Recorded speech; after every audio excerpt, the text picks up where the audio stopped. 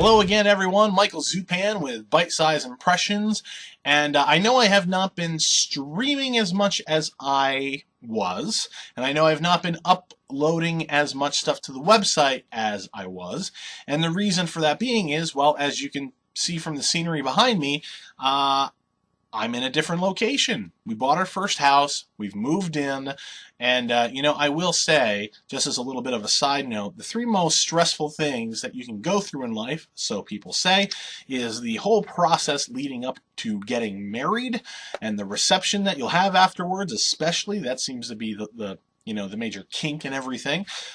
Having a baby, obvious reasons, it's a big change in your life and it takes a lot of adjustment. And also buying a house. Well, they weren't kidding. I mean, this whole process took about 2 months, and we're glad we're here, but we're tired, we're sore, but life moves on, and this magnificent place that we have now is more than enough reason to sort of let those nitpicky little complaints fall to the wayside and just enjoy life in our new home, and hopefully we never have to move ever again. But anyway, that's why I have not been streaming or uploading stuff as much. There has been some things that I wanted to talk about, but I haven't been able to talk about just because I haven't had the time or the means. I've been without internet with my personal computer in the last week or so. So before I get to that, however, I just want to say Byte-Size Impressions' very own Gabriel Galliani, who is the editing advisor on the staff, as well as the podcast co-host, he's been writing some pretty controversial things over for Kotaku UK. And it has a lot to do with Metal Gear Solid 5, The Phantom Pain, Kojima, Konami, an Italian doctor, neurosurgeon dude. There's a big story behind that, and I urge you to go read the first two pieces, or at least two pieces that he's written at the time of this recording, over at Kotaku UK. They're very intriguing, and unlike most of the other people that I've seen on the internet who's been reporting on this story, he's been actually doing the legwork, the groundwork. And that's something that he would say himself that he shouldn't be praised for, and probably not, because that's what a journalist's job is. But it is worth noting because so many other people seem to have not really been doing that. So if you really want to know the facts, or at least the facts as they're presented, you need to check out his work. Anyway, the first thing that I needed to get down to is Mortal Kombat. Mortal Kombat! Yeah. I was a big fan of the Mortal Kombat franchise for a very long time when I was younger. It started with the very first game in the arcade and the Super Nintendo. Yeah, I had the Super Nintendo version, which was bloodless, so I kind of regret that now, that I did not grow up playing that version on the Sega Genesis, which included all the blood. Very minor thing, though. I felt the gameplay was solid on the Super Nintendo. Anyway, that's besides the point. I really enjoyed the franchise. All the characters had a really nice backstory behind them. They actually seemed like they were really trying to flesh out this whole, I forget what you call the other world where the tournament is taking place, but all the characters had their own reasons for being there. It was all very well fleshed out. But more than that, obviously there was the fighting that felt good, and the fatalities, which were awesome, and the moves that you would pull off in between the matches themselves, which were all really fun and unique for each of the characters. But more than that, one thing that was also really great about these games is the atmosphere that they provided with the stage design. It took me to this universe, to this world, to this dimension where this was all happening, and it looked and felt fantastic. But sometime after Mortal Kombat 3, and it was probably around the same time where games were really starting to get away from the 2D thing and start doing the 3D arena fighting, which I wasn't really into all that much. But the stage design, well, it was cool over the years, didn't really grab me or make me say, this looks like it belongs in a Mortal Kombat game. It just seemed like other people who were trying to design things that they think would fit in a Mortal Kombat game, but for me, it never really grabbed me. The 3D arena style fighting that they were trying to implement for a while didn't really work for me. I will say that probably the best Mortal Kombat game I had played in a really, really, really long time was the Mortal Kombat that was out on last-gen consoles, the Xbox 360 and PS3 is what I'm talking about. It was very, very, very close. Probably the better Mortal Kombat that I had played since Mortal Kombat 3, but it was still lacking a little something for me. So when I originally saw the gameplay footage of Mortal Kombat 10, I was really excited. I was stoked because not only did the characters look great, the fighting more or less looked the same. It's Mortal Kombat, but again, getting too intricate kind of turned me off. So I kind of liked seeing that things looked like they were going to be simple again. But to be fair, they did that with Mortal Kombat 9 as well. But the stage design, I saw a fight between, I believe it was Sub-Zero and Scorpion in the woods. And I was looking at the stage design. I was like, wow, this looks and feels like a stage for a Mortal Kombat game. It's the first time that I've been able to say that for probably well over a decade at this point, so I was excited, needless to say. Really, the closer that we got to release, and the more and more that I saw, the more excited that I got. And now, Mortal Kombat 10 is here. It's on retailer shelves. Everybody's playing it, and I'm not gonna buy this game, at least not at a $60 price point. Maybe someday at $20. The reason why is that I can't really support what they're doing with this game. And I know at this point I'm a little late to the party because I've moved and everything like that. But still, it bears being said, because there's still people out there who are probably on the fence, or maybe they just didn't have the money to pick up the game yet, and they're thinking about it. And I'd like to be able to reach those people if they're not really aware of at least what I perceive to be issues with the game. And it's two common threads that I see popping up in the industry, and I write and complain about time and time again. It's DLC and microtransactions. And DLC and microtransactions, there have been cases where it really has not been that bad, in my opinion, although as has been pointed out to me, and an opinion a view that I now share because I agree with it, all DLC at some point sort of alters game design. At some point, a developer has to say, I could put all the cool stuff that I've got into this game and make it the best game that it can be, but why would I put all the best stuff in it now when I can sell that stuff and make money and make it a better game by buying stuff? And that's precisely what they did here with Mortal Kombat 10. For pre-ordering the game and picking up the game, you could get a code to play as Goro. Goro is a pre-order incentive?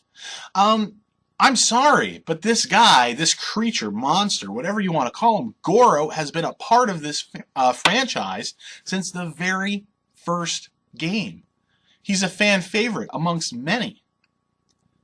So for them to take Goro and say, you can have Goro if you pre-order our game and promise to support this game blindly, is a real slap in the face to the people who have been supporting Mortal Kombat for years and years and years. Because that's who this is designed to attract. Somebody who's never played Mortal Kombat before, they're probably going to say, oh, cool, I can get Goro. This guy looks cool. What they're doing is they're trying to tap into the psychology of the faithful fan and have them say, oh, Goro, I have to pre-order this game now. I'm pretty sure you can buy Goro anyway, even if you didn't pre-order the game, but the fact that you have to pay extra for Goro, for a character who should have been in the game in the first place, seems really just shitty to me. It really does. Again, as I said, he's a fan favorite. He's been there since the very first game. Now, I know nowadays it's going to be almost impossible to escape this business with DLC, and that publishers are going to be doing this sort of thing anyway. So I say if you're at least going to do that, if you're going to do that, maybe use one of the new characters that people haven't seen before. Maybe make somebody specifically for the pre-order bonus incentive. Okay? Don't lock Goro, somebody that people want and expect to play as, behind that pre-order, guarantee blindly. I mean, it's insane to me. It's a really, really, really shitty thing to do, and I believe if you get the game, you can go to your character select screen and he's there. And if you don't have the code, the game's asking you in the character select screen to buy this character. That's bullshit too. I don't want to spend $60 on a game. And maybe I'm alone on this. I hope not. Because if I am, then that says a lot of bad things for the direction of where consumer mindsets are headed. And that spells a lot of trouble for the industry. At least I think it does. But, I don't think that you should spend $60 on a game and then go to the starting menu and have it scream at you, buy more, buy more, buy more, buy more, buy more. Have it as a separate, option menu, or something like that, single player, multiplayer options store, something like that. Don't go to a character select screen and be like, here's a character you can't play as unless you buy him. It's really, really lame. And I'm sort of against the idea as characters in a fighting game as DLC anyway. And the reason for that being is that, especially with Mortal Kombat games, the roster has not always been known for being even across the board. There has been a lot of characters, ever since the first game even, that you could cheese your way to the end with. In the very first Mortal Kombat, Scorpion was that character. You spear your opponent, get over here, yank him towards you, uppercut, and if you timed it just right, you could land another spear while they're falling. And if you were successful enough, I believe you could just keep doing that, and the other guy would have literally nothing they could do. Mortal Kombat 2 Baraka was really a nice choice if that was the way to go for you, if you wanted to kind of skate by a little easily. Because if somebody got close and you started with the blades, it was kind of hard to penetrate that.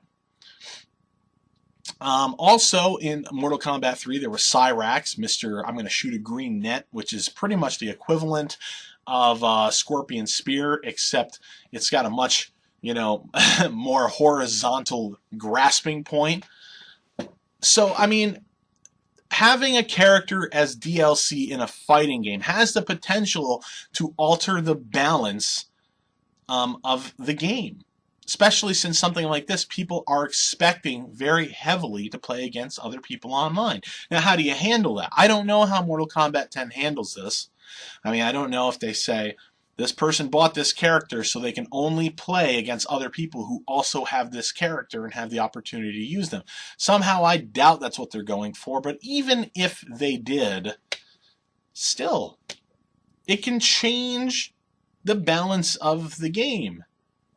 And it's not cool.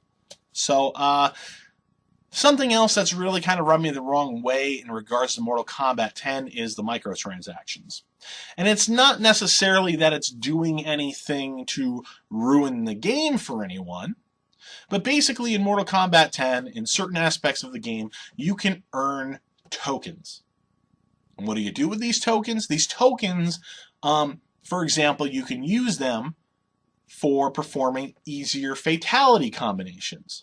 Every time that you best your opponent 2 out of 3, they're sitting there, and the screen flashes, finish him.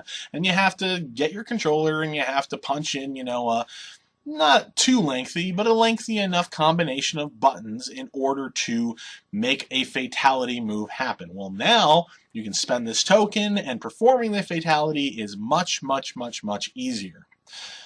You can earn these in the game, but of course, because it's a token system, you can buy them via microtransactions. These are disposable tokens, meaning each time you do an easy fatality, poof, tokens gone. So you're going to use, they want people to use real world money to not even buy content in a game that they're going to be able to keep. We're not talking like a $1 or $2 skin in Call of Duty, okay? When I first heard that they were doing microtransactions with easy fatalities, I thought maybe you could spend $5, maybe even $10 to unlock the ability to perform easier fatalities. No, that's not what they did. I said, oh, well, if it's not that, then perhaps what they're doing is allowing you to spend like $1 per fatality. So if your most used fatalities, or perhaps the ones you have the most trouble pulling off, you could unlock the ability to cheese that one whenever you want. Nope. It's a token system. You buy them, you use them, they're gone, and you have nothing to show for it. This is mobile gaming bullshit in a AAA game that you're spending full price on. Now, just to contrast, one of my favorite games of 2014 was Plants vs. Zombies Garden Warfare, a game that has microtransactions, right? In the game, you earn tokens there as well, and you can use those tokens to buy packs of cards, virtual packs of cards. And you get to choose a card out of the pack. It could be a piece of a new character skin. It might be a very, very, very, very minor upgrade for one of your weapons. But, you know, given that you sit down and play the game for a little bit, you're going to get a lot of stuff on your own. Not once did I play that game and feel like, wow, they're really dragging this out just so that they can make people want to spend money to speed up the process. I never felt that way. Not only that, but because the game had microtransactions built in, and also because maybe the game didn't have quite $60 worth of content in it, but it was priced at $40. So there was that going for it too. Mortal Kombat 10, however, $60 AAA game, microtransactions. DLC, which exploits consumer psychology of long-term fans. You know, and of course now that they've announced that there's going to be more single player, you know, story mode DLC with new characters. I mean, what's the point of spending $60 on a game if you're just going to keep treating it like it's not complete at the time of release? At least with these paytalities, as I've seen someone refer to it on Twitter, and I'm going to steal that because it was brilliant.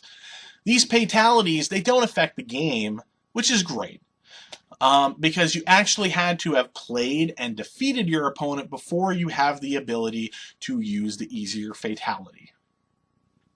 So that's not terrible in and of itself. It's just the fact that there are people out there that are going to spend hard-earned money on this bullshit. And far be it from me to tell anyone how they're supposed to spend their money. But I really have to worry when microtransactions in games are doing well enough that this is the stuff that they implement. Easier fatalities? Sure, pay up. There are so many other ways they could have implemented easier fatalities into the game. They could have just made fatalities easier to perform right out of the box. I'm not saying I'm advocating for that. I'm saying that that's what they could have done. They also could have made it an option when you're playing on your own in the story mode of the game. You know, maybe they force it so when you're playing against other people online, you actually have to input the long string. You have to learn that stuff so, you know, you're not humiliating every single person that you come across, and maybe sometimes you end up looking a little foolish, you know. Maybe they make easier fatalities option in an easier mode of the game. You know, there's a lot of different ways they could have implemented this without asking for your money. And that's exactly the kind. I'm not against business making money. I'm not against these businesses coming up with new ways in order to make your money. But let's look at CD Projekt Red with The Witcher 3. Right out of the gate, they said, we're releasing our game, and we're going to have a bunch of DLC right off the bat. We'll have a little bit every single week for quite a while for free. Then they announced we are going to have DLC that we are going to ask you to spend money on. But what it is, it's going to be 2 expansions. In October of 2015, we're looking at an expansion, and then we're looking at another expansion in the early part of 2016. And together, these expansions are going to total over 30 hours of additional gameplay. How much money are they asking for? $25 for the 2 together. And they're the first ones to come right out and say, we understand that people are really wary of this, and they're really tired of a lot of this stuff, and they're tired of getting burned by buying season passes in advance when they don't even know what the content is going to be like. Could be useless and worthless and terrible for all anybody knows. But you buy that season pass, good luck getting a refund for it. No, wait and read reviews and, be our guest. They feel pretty confident about what they're going to be putting out. So that's the difference. They respect their customers enough to ask them to plunk down money on content that's actually going to be worth their time and money. That is, if they enjoy games like The Witcher.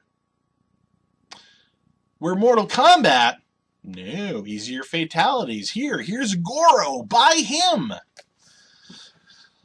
So that's my rant for today, and I want to remind everybody once again to check out Gabriel Galliani's work in regards to Metal Gear Solid 5, The Phantom Pain, a neurosurgeon, Kojima, Konami. Is it all connected somehow? I have my own thoughts and opinions, but I'm hoping to save that for a podcast in the future.